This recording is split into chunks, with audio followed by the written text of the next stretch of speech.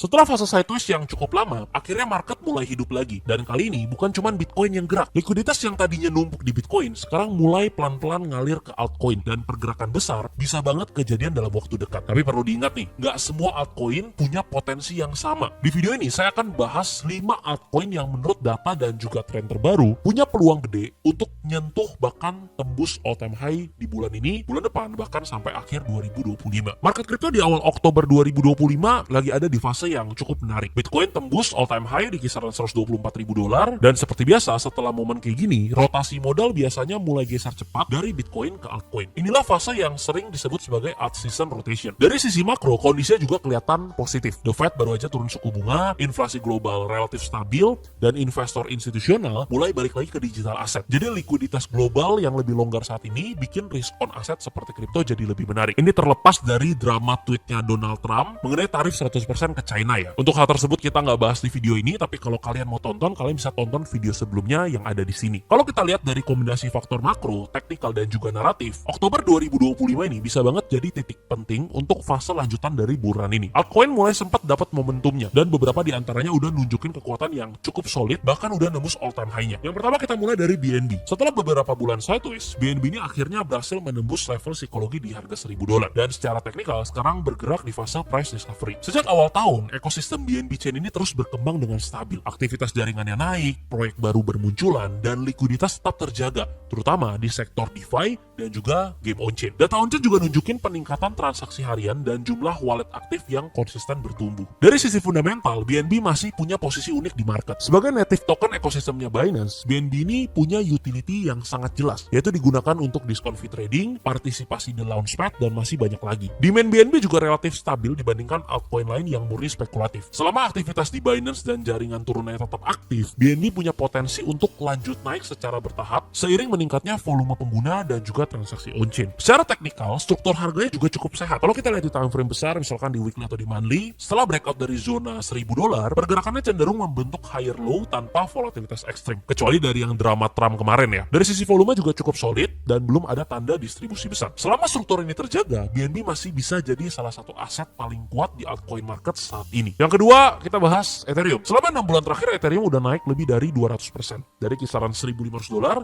ke $4.500. Kenaikan ini nggak cuma euforia aja, tapi karena kombinasi antara aktivitas jaringan yang makin tinggi dan ekspektasi terhadap upgrade besar yang akan datang. Salah satu katalis utama yang ditunggu market adalah Fusaka Upgrade yang dijadwalkan rilis bulan November 2025. Upgrade ini bakal fokus pada peningkatan efisiensi layer 2, penurunan gas fee, dan peningkatan kapasitas jaringan Ethereum secara keseluruhan. Ini Ethereum upgrade timeline ya, kalian bisa lihat di layar. Bahkan sebelum rilisnya, ekspektasi terhadap upgrade ini udah mulai mendorong volume dan juga sentimen positif di market. Dari sisi aktivitas, jaringan Ethereum tetap mendominasi. Lebih dari separuh total nilai transaksi DeFi dan stablecoin global masih berpusat di jaringan ini. Layer 2 seperti Arbitrum, Optimism, dan juga Base juga mencatat lonjakan transaksi dan TVL. Sementara itu, jumlah ETH yang dikunci dalam staking terus meningkat. Hal ini mengurangi supply yang beredar di market dan memperkuat demand jangka panjang. Secara teknikal, ETH masih mempertahankan tren bullishnya untuk jangka menengah dan struktur harganya masih cukup kuat. Kalau momentum ini berlanjut menjelang rilis Fusaka, peluang untuk retest atau bahkan tembus all time high ini masih sangat possible. Ditambah hingga saat ini, pusat aktivitas on-chain dan naratif besar di seluruh ekosistem kripto masih ada di Ethereum. Next kita akan bahas 3 lagi, tapi sebelum kita lanjut, untuk kalian yang baru mau mulai investasi atau trading kripto, tapi kalian bingung mulainya dari mana, pakai aplikasi apa, kalian bisa coba exchange terbesar nomor 1 yang ada di dunia, yaitu Binance. Kalian bisa cek di sendiri di CoinMarketCap, Binance itu selalu ada di nomor 1, jadi kalau dari segi likuiditas dan juga keamanan udah pasti aman banget. Kalau kalian belum punya account-nya, kalian bisa langsung scan QR yang ada di layar ini, atau bisa klik link yang sudah saya taruh di deskripsi. Karena dengan QR atau link tersebut, kalian akan dapetin diskon fee transaksi 20% seumur hidup, serta 6 USDT gratis atau setara 100.000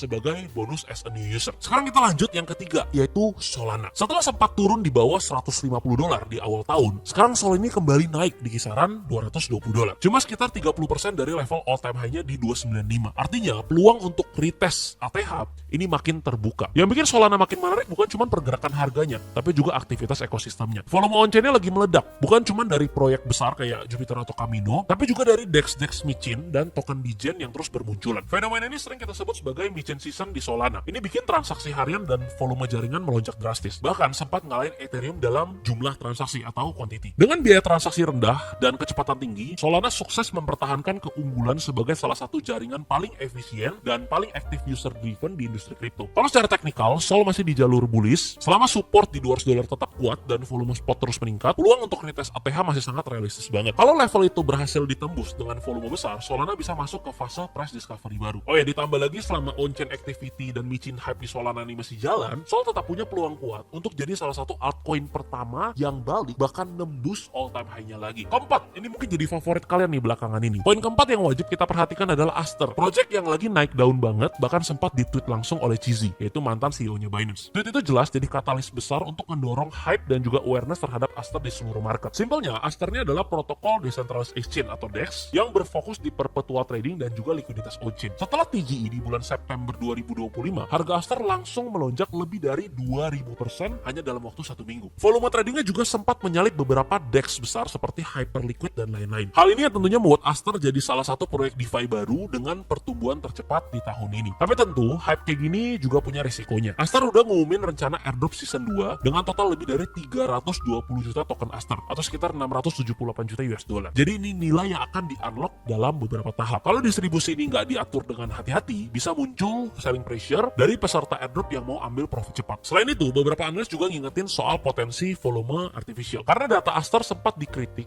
bahkan dihapus sementara dari daftar volume DEX di DeFi lama, akibat ada dugaan wash trading. Meski begitu, dari sisi adopsi dan inovasi produk, Aster ini masih termasuk salah satu proyek DeFi paling agresif dalam mengembangkan fitur-fitur trading on-chain. Selama mereka bisa jaga stabilitas likuiditas, habis itu kontrol inflasi tokennya, dan juga buktiin utilitas jangka panjangnya, Aster ini masih sangat menarik untuk kita perhatikan dan by the deep. Yang terakhir, kita punya XRP atau Ripple. Setelah bertahun-tahun tertahan karena kasus hukum dengan SEC, posisi Ripple ini kini jauh lebih kuat. Keputusan pengadilan tahun lalu menegaskan bahwa XRP ini bukan sekuritas. Ini jadi titik balik besar yang mengubah sentimen market. Sejak saat itu, volume perdagangan dan likuiditas XRP di bursa global itu terus membaik. Minat institusional juga meningkat. 10 perusahaan besar seperti Invesco, Franklin Templeton, dan juga Bitwise telah mengajukan spot XRP ETF dengan peluang persetujuan sekarang mencapai 99% menurut data Polymarket dan juga Kalshi. Steve McClure, CEO Canary Capital, juga memprediksi harga XRP bisa naik hingga 4 kali lipat jika ETF tersebut disetujui, karena arus dana baru bisa jadi katalis besar dalam waktu yang sangat singkat. Secara teknikal, harga XRP berada di sekitar $3,